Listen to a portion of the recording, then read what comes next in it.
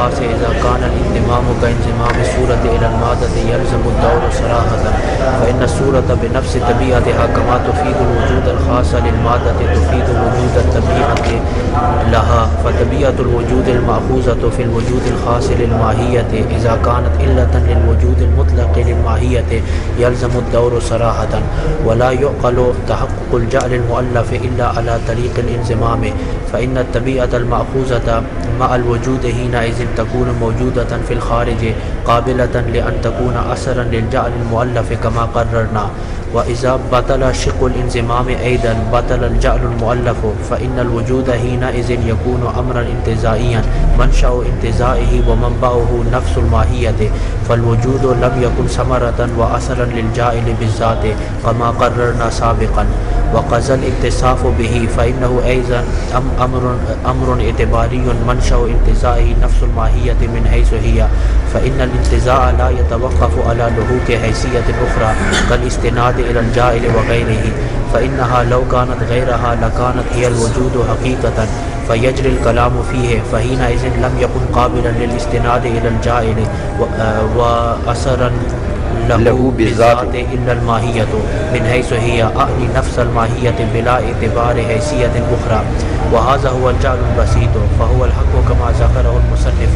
فتأمل في هذا التحقيق فإنه من النفائس المختصة بهذا الكتاب.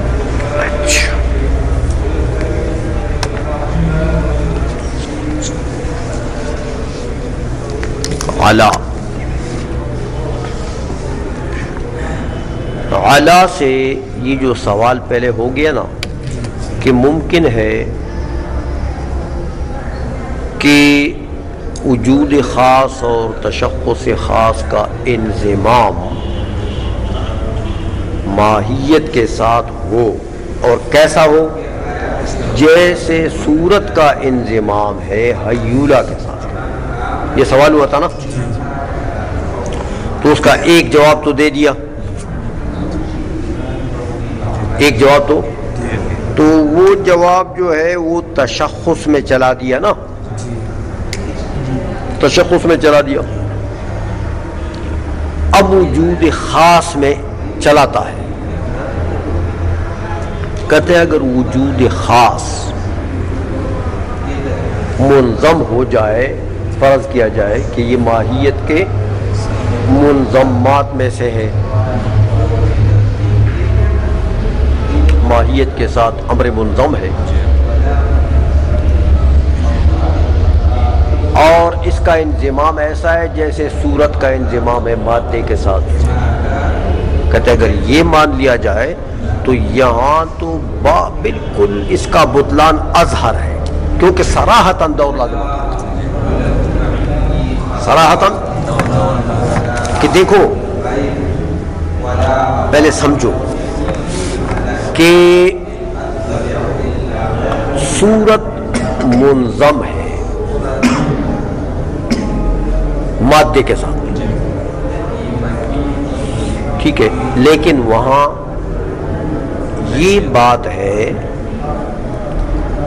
کہ صورت علت ہے، مادے کی طبیعت ماہیت کے وجود کے لیے بھی اور اس کے وجود خاص کے لیے بھی۔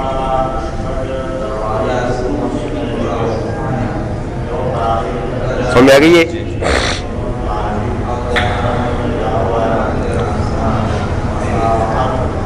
صورت تو ایسا کرو کہ یہ صورت جو ہے یہ لا بشرط شے کے مرتبے میں لو، صورت طبیعت کے مرتبے میں، اور مادہ جو ہے اس کے دو مرتبے لو، ایک اس کا لا بشرط شے کا مرتبہ طبیعت کا مرتبہ، اور ایک اس کے وجود خاص کا مرتبہ بشرط شے کا مرتبہ۔ تو یہ جو وجود خاص ہے نا، یہ مرتبہ، یہ کیا نام ہے اس کا، جو صورت ہے، صورت مرتبہ طبیعت میں، صورت مرتبہ طبیعت میں یہ علت ہے حیولہ کے دونوں مرتبوں کے لیے، حیولہ کے وجود کے دونوں مرتبوں کے لیے. یہ وجود خاص بمرتبہ طبیعت، یہ علت ہے، مفید ہے کس کا؟ حیولہ کی طبیعت کا بھی اور حیولہ کے وجود خاص کا بھی.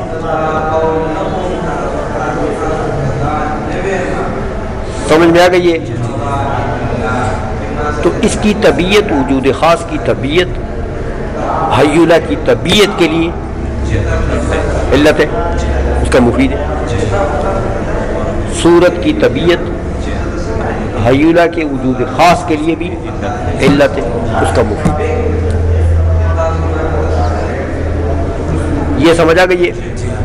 کہتے دیکھو علی ان فی الوجود الخاص اذا کان الانضمام کانضمام الصورت الی المادۃ، اگر وجود خاص کا انضمام ماہیت کے ساتھ ایسا ہو جیسے صورت کا انضمام ماہیت کے ساتھ ہو، حیولہ کے ساتھ ہو، تو یلزم الدور صراحتاً، صراحتاً دور لازم آ جائے. کیوں؟ کہ پہلے اس کو سمجھو. فإن الصورت بنفس طبیعتها، کہ صورت کون سے مرتبے میں لو؟ لا بشرط شے کے مرتبے میں. صورت کس مرتبے میں لو؟ ماہیت کے مرتبے میں. یہ کما تفید الوجود الخاص للمادۃ تفید وجود الطبیعت لها. سمجھئے کہ یہ صورت بمرتبہ لا بشرط شے، جیسے یہ صورت وجود خاص کا کے لیے علت ہے مادے کے وجود خاص کے لیے، اسی طرح یہ علت ہے کس کے لیے؟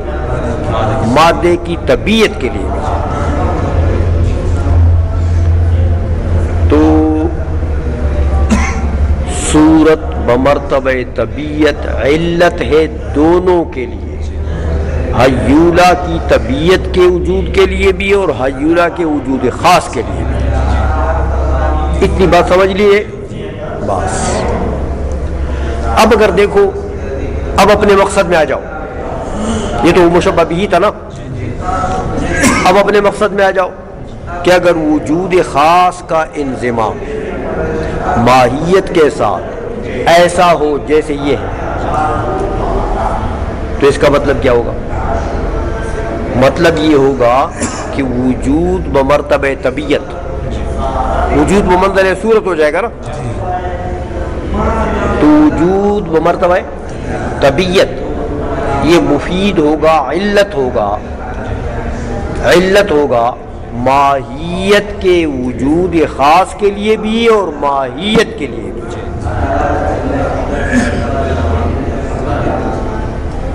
سمجھئے وجود بمرتبہ طبیعت، وجود کی ماہیت، وجود کی وہ مفید ہوگی، علت بنے گی کس کے لیے؟ حیولہ کی ماہیت کے لیے اور حیولہ کے وجود خاص کے لیے.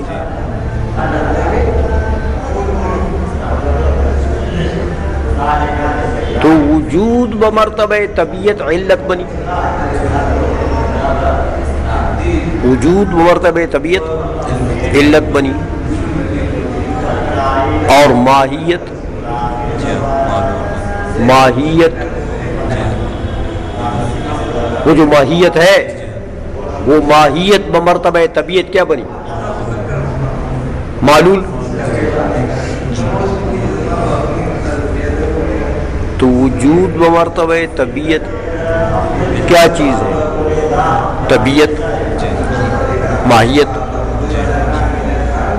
تو وہ ماہیت بمرتبہ طبیعت کیا چیز ہے؟ ماہیت.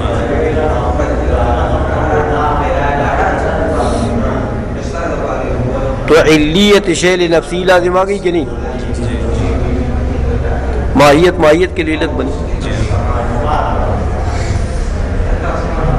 نہیں سمجھو؟ ماہیت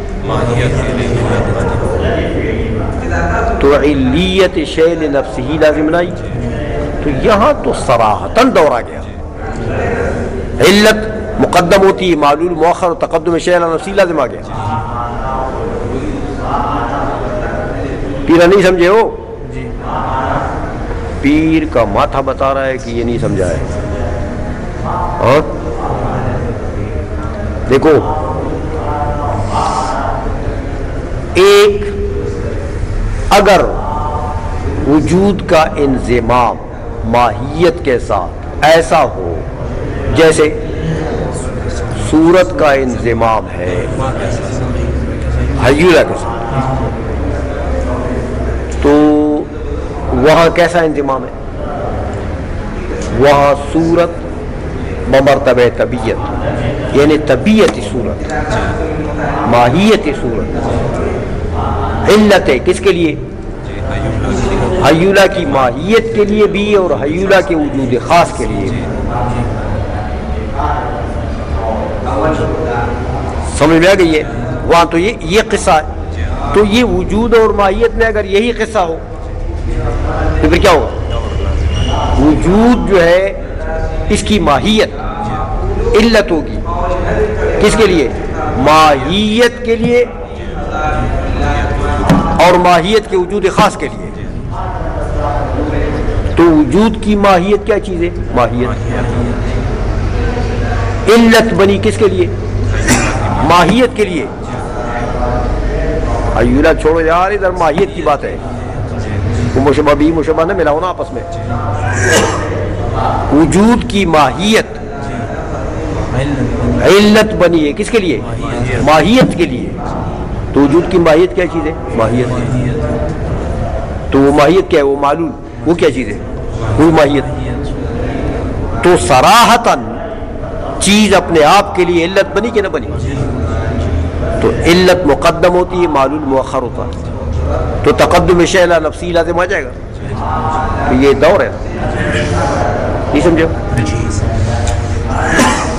سمجھ میں آ گئی ہے؟ تو کہتے ہیں بھائی یہ یہاں نہیں ہو سکتا.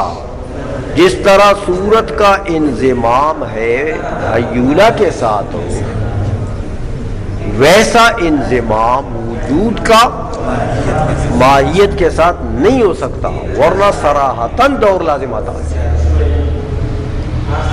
آئی سمجھ میں؟ یہ دوسرا جواب دے دیا اس سوال کا. کچھ سمجھ آ گئی دماغ میں کھوپڑی میں چیز؟ اچھا اس لیے فرماتے کہ فَإِنَّ الصُّورَةَ بِنَفْسِ طَبِيَّتِهَا كَمَا تُفِيدُ الْوُجُودَ الْخَاصَ لِلْمَادَّةِ تُفِيدُ وُجُودَ الطَّبِيَّةِ لَهَا. کہ صورت میں تو یہی معاملہ ہے کہ صورت کی ماہیت مفید ہے یعنی علت ہے کس کے لیے؟ ہاں حیولہ کے وجود خاص کے لیے اور حیولہ کی طبیعت یعنی ماہیت کے لیے. وہاں تو یہ ہے. تو اگر ہماری بات جس چیز میں ہے، ہماری بات کس میں؟ وجود اور ماہیت میں. یہاں لے آؤ تو فطبیعت الوجود الماخوذۃ فی الوجود الخاص للماہیت. ہاں وجود خاص جو ہے ماہیت کا، اس وجود خاص کے اندر ماہیت الوجود تو ماخوذ ہے نا، موجود ہے نا. تو وہ جو ماہیت وجود ہے اذا کانت علتا للوجود المطلق للماہیت، اگر یہ علت بن جائے کس کا؟ وجود کے ماہیت کے وجود مطلق کا. تو ماہیت کے وجود مطلق کیا چیز ہے؟ ماہیت بمرتبہ لا بشرط شیء. اچھا اس کے لیے بھی علت بن جائے تو پھر کیا ہو گیا؟ یلزم الدور صراحتاً. ماہیت کے لیے علت بنی کہ نہیں بنی؟ ماہیت ہو تو دور لازم آ گیا صراحتاً. آئی سمجھ میں؟ یہ تو دوسرا جواب دے دیا اس سوال کا جو انہوں نے کہا تھا کہ یار ہو سکتا ہے کہ وجود خاص جو ہے یہ منظم ہو ماہیت کے ساتھ ہو اور اس کا انضمام ایسا ہو جیسے صورت کا انضمام ہے. ہاں ایسا. اس کا جواب انہوں نے دوسرا، پہلا ایک جواب دیا، دوسرا یہ جواب دیا. یہ بات ہوئی ختم. تو تو مطلب یہ ہے کہ شق انضمامی بھی باطل ہے کہ وجود خاص منظم ہو جائے کس کے ساتھ؟ ماہیت کے ساتھ. وجود خاص عین ماہیت بن جائے باطل. وجود خاص جزء ماہیت بن جائے باطل. وجود خاص امر منفصل بن جائے باطل. وجود خاص امر منظم بن جائے باطل. سمجھ میں آ گئی ہے؟ اچھا سب شقیں تو کہتے ہیں وہ دو شقیں تو ہمارے منافی نہیں ہیں لیکن ہے باطل. اچھا اب آگے آپ کو یہ بتانا چاہتے ہیں کہ دیکھو جعل مؤلف ان احتمالات میں سے کون سے احتمال میں متحقق ہو سکتا ہے؟ جعل مؤلف دیکھو ایک یہ کہ یہ وجود خاص ماہیت کے لیے کیا ہو؟ عین. اس صورت میں جعل مؤلف بن سکتا ہے. دوسرا یہ کہ یہ وجود خاص ماہیت کی جزء اس صورت میں ہو سکتا ہے. جعل متخلل نہیں ہو سکتا جعل مؤلف.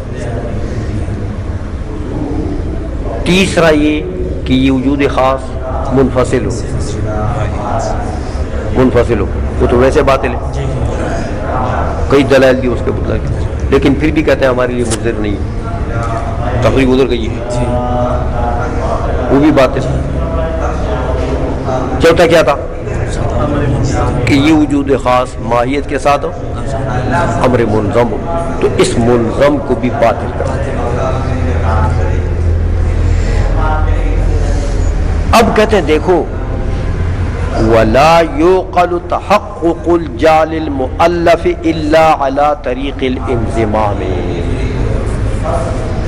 جعل مؤلف صرف انضمام کی صورت میں متحقق ہو سکتا ہے کہ وجود کو ماہیت کے ساتھ امر منظم مان لیا جائے تو اتصاف الماہیت بالوجود بیچ میں جو نسبت ہے وہ متحقق ہو جائے گا.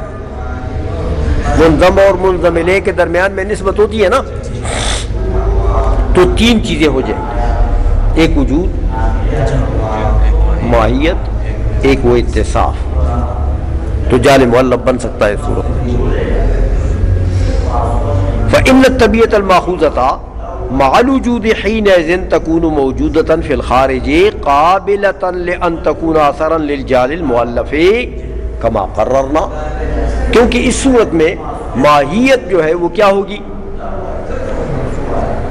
فإن الطبيعة المأخوذة مع الوجود کہ اگر منظم مانو گے وجود کو منظم مانو گے کس کا؟ ماہیت کا.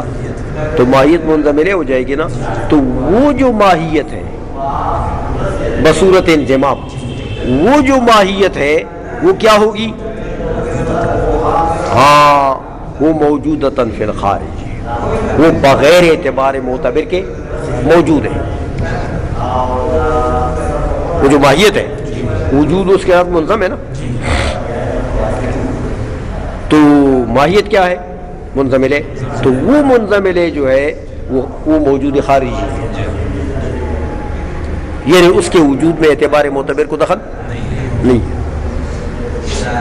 جب موجود خارجی ہوا اعتبار معتبر کو دخل نہ ہوا تو وہ اثر بالذات بن سکتا ہے نا جعل کے لیے. اس لیے کہتے ہیں فإن الطبيعة المأخوذة مع الوجود حينئذ کب؟ حين الانضمام تكون موجودة في الخارج وہ موجود خارجی ہوگی. تو موجود خارجی تو قابلة لأن تكون أثرا للجعل المؤلف تو قابل ہوگا اس کا وہ ماہیت قابل ہوگی کہ جعل مؤلف میں وہ اثر بالذات بن جائے. کما قررنا جیسے ہم نے مقدمے میں بتا دیا کہ جعل کا اثر بالذات کون ہوگا؟ جعل کا اثر بالذات کون ہوگا؟ بھول گئے مقدمہ تمہیدی انتصاب الماہیت بالوجود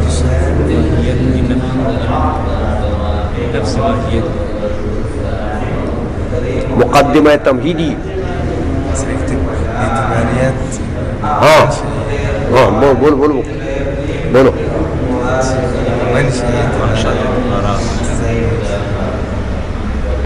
مقدمہ تمہیدی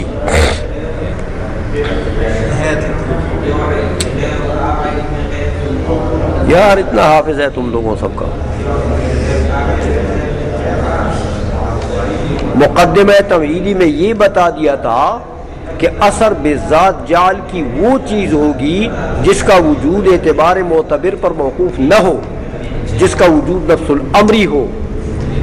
اثر بذات جعل کا وہ بنے گا، اور جو اعتباری ہو وہ اثر بذات نہیں بن سکتا.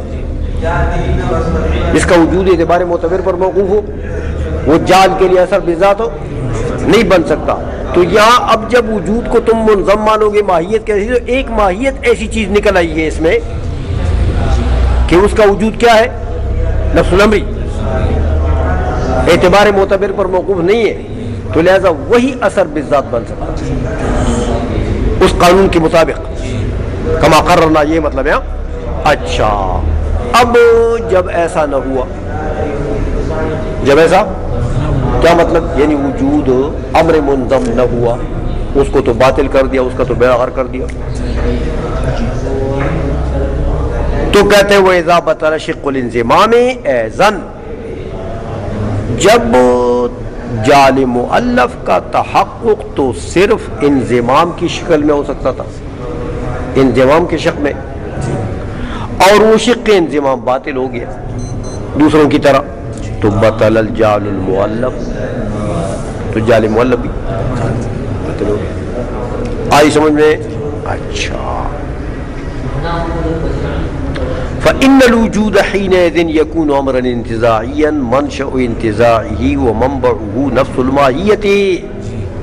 کیونکہ دیکھو اب وجود کیا ہوگا؟ امر انتزاعی. منشأ انتزاع کون ہے؟ ماہیت، نفس ماہیت. ماہیت بمرتبہ لا بشرط شے، یہ اس کا منشأ انتزاع ہے. اچھا تو وجود کیا بنا؟ امر انتزاعی. تو یہ وجود ثمرہ جعل کا بن سکتا ہے؟ نہیں بن سکتا، کیونکہ یہ تو خود انتزاعی ہو گیا. تو مقدمہ میں تم نے پڑھا ہے کہ جعل کا اثر بذات کون ہوگا؟ ہاں، تو یہ تو اعتباری ہو گیا. تو لہذا یہ وجود جو ہے یہ بھی جاعل کے جعل کا اثر بالذات نہیں بن سکتا. آئی سمیں؟ اس لیے کہتے ہیں کہ فالوجود لم یکن ثمرۃ واثرا للجاعل بالذات، وجود بھی اثر بالذات جعل کا نہیں ہوگا. کما قررنا سابقا، جیسے پہلے ہم نے بتایا. اچھا تو وجود بھی سر کھا گیا، وہ بھی جعل کا اثر بذات نہیں بن سکتا. تو باقی وقدر اتصاف بھی، انضمام کی صورت میں تیسری چیز کیا تھی؟ اتصاف. تو اتصاف کیا چیز ہے؟ وہ بھی اعتباری ہے، وہ بھی اعتباری، تو وہ بھی اثر بالذات نہیں بن سکتا. سمجھائیے؟ فإنه أيضا أمر اعتباری منشأ انتزاعی نفس الماہیت من حیث ہی، وہ بھی امر اعتباری، اس کا منشأ انتزاع بھی وہی ماہیت من حیث ہی. مطلب یہ ہے کہ بصورت انضمام صرف ایک چیز ہمارے پاس ہے کہ جعل مؤلف بھی اگر مانو گے تو اثر بذات جعل کا وہی ہوگا. وہ کون؟ صرف ماہیت. یہ باقی جو دو ہیں یہ تو اثر بذات ہو، یہ تو انتزاعیات ہیں. سمجھائیے؟ اچھا منشأ انتزاعی نفس الماہیت من حیث ہی، لیکن کہتے ہیں نفس الماہیت من حیث ہی. دیکھو اتصاف کا منشأ انتزاع کیا ہوگا؟ ماہیت من حیث ہی.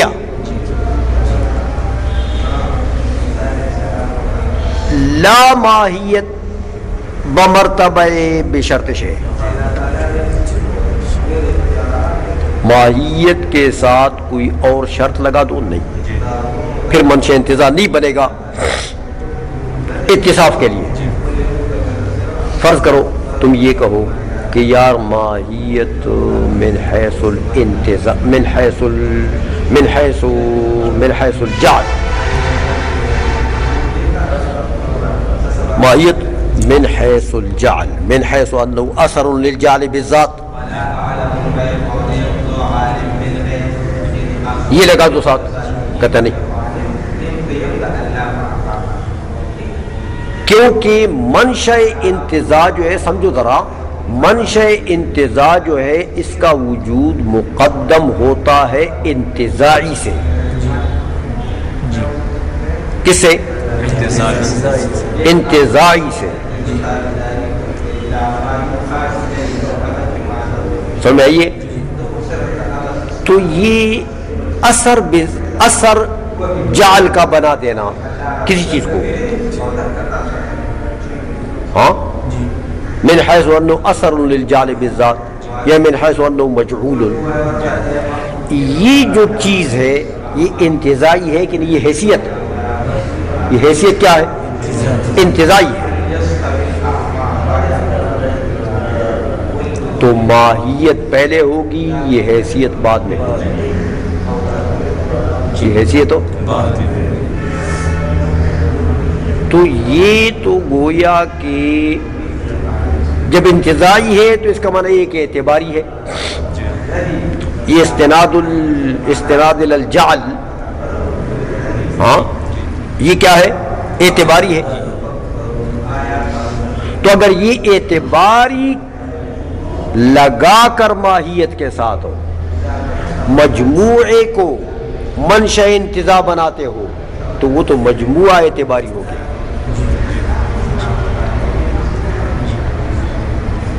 کیونکہ منشأ انتزاع تم نے مرکب کر دیا کس سے؟ ایک ماہیت اور ایک انتزاعی۔ وہ جو حیثیت ہے، حیثیت انتزاع، وہ کیا ہے؟ اعتباری، تو اس کو جز بنا دیا منشأ انتزاع کا۔ تو مجموعہ انتزاعی اور غیر انتزاعی کا کیا ہوتا ہے؟ انتزاعی۔ نتیجہ ارزاق کا تابع ہوتا ہے۔ تو انتزاعی اور غیر انتزاعی کا مجموعہ کیا ہوگا؟ انتزاعی۔ مستقل اور غیر مستقل کا نتیجہ کیا ہوگا؟ غیر مستقل۔ تو پھر تو منشأ انتزاع نہیں بن سکتا، وہ تو خود اعتباری ہو گیا۔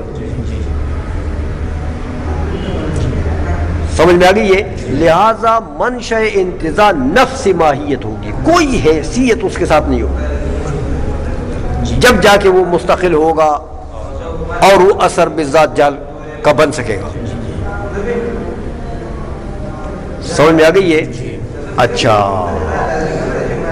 اس لیے کہتے ہیں، میں نے سوچا فَإِنَّ الْانْتِزَاعَ لَا يَتَوَقَّفُ عَلَى لُحُوقِ حیثیت اخرى، انتزاع جو ہے وہ کسی اور حیثیت کے لحوق پر موقوف نہیں ہے، کل استناد الی الجاعل وغیرہ، جیسے استناد الی الجاعل ہے، ماہیت من حیث الاستناد الی الجاعل، اس کو اگر تم منشأ انتزاع بناتے ہو وجود کے لیے، تو یہ منشأ انتزاع کیا ہو گیا؟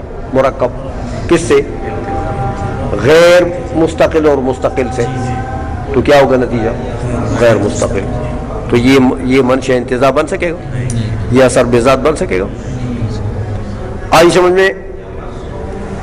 فَإِنَّهَا لَوْ كَانَتْ غَيْرَهَا لَكَانَتْ هِيَ الْوُجُودُ حَقِيقَةً، کہ دیکھو اگر کوئی حیثیت تم ماہیت کے ساتھ لگاتے ہو، ضرور لگاتے ہو کہ منشأ انتزاع ماہیت بنے گی لیکن مع الحیثیت الاخرى، تو پھر وہ حیثیت وجود والی ہو سکتی ہے، وہ حیثیت ماہیت من حیث الوجود، ماہیت من حیث الوجود منشأ انتزاع ممکن ہے، کیونکہ وجود ایک ایسی چیز ہے کہ ماہیت کے بعد اس کا مرتبہ ہوتا ہے، ماہیت کے بعد اس کا، تو وہ زیادہ حقدار ہے بنسبت دوسری چیزوں کے، کہ اس کی حیثیت لگا دی جائے ماہیت کے ساتھ، تو ماہیت میں حیث الوجود کو منشأ انتزاع بنایا جائے، زیادہ سے زیادہ یہ ہوگا۔ تو دیکھو بھائی اب سنو، یہ بھی باطل ہے کہ ماہیت میں حیث الوجود کو وجود کے لیے منشأ انتزاع بنائی جائے یا اتصاف کے لیے منشأ انتزاع بنا دیا جائے۔ کیوں؟ کہ ماہیت من حیث الوجود منشأ انتزاع بنا، تو منشأ انتزاع کے اندر وجود ہے نا، منشأ انتزاع کے اندر وجود معتبر ہو گیا نا، تو منشأ انتزاع تو انتزاعی سے پہلے ہوتا ہے، تو یہ وجود جو جز ہے کس کا؟ منشأ انتزاع کا، یہ بھی اس وجود انتزاعی جس وجود کا انتزاع ہو رہا ہے اس سے، یہ اس سے کیا ہوگا؟ پہلے ہوگا، تو تقدم شرع نفسی، وجود اپنے آپ کے اوپر مقدم ہو گیا۔ تو پتہ لگا کہ نفس ماہیت منشأ انتزاع بنے گی اتصاف کے لیے اور وجود کے لیے، ماہیت میں حیث الوجود بھی نہیں بن سکتی ہے۔ تو جب نفس ماہیت بنے گی، اب یہ نفس ماہیت ایسی چیز ہے بے شک کہ یہ اثر بذات جال کا بن جائے، جال کا بن جائے۔ اس لیے کہتے ہیں کہ اگر میں نے اصل وجود ہو تو فیجری الکلام فیہ، پھر کلام اسی وجود میں جاری کرتے ہیں کہ وہ وجود تو جس وجود کا انتزاع ہو رہا ہے بعد میں، اس وجود کا وہ وجود عین ہے یا غیر ہے۔ اگر وہ عین ہے تو تقدم شرع نفسی، اور غیر ہے تو دور کلام اسی میں، تو وہ وجود کی حیثیت بھی باطل ہو جائے گی۔ تو کیا رہ گیا؟ نفس ماہیت۔ تو نفس ماہیت منشأ انتزاع ہوگی اتصاف کے لیے اور وجود کے لیے۔ آئی سمجھ میں؟ فَحِينَئِذٍ لَمْ يَكُنْ قَابِلًا لِلْإِسْتِنَادِ إِلَى الْجَاعِلِ وَأَثَرًا لَهُ بِالذَّاتِ إِلَّا الْمَاهِيَّةِ۔ دیکھو اب میدان میں تمہارے پاس کیا چیز رہ گئی ہے؟ دو چیزیں تو انتزاعی ہو گئی ہیں۔ کون دو؟ اتصاف اور وجود۔ تو وہ اثر بالذات بن سکتی ہیں؟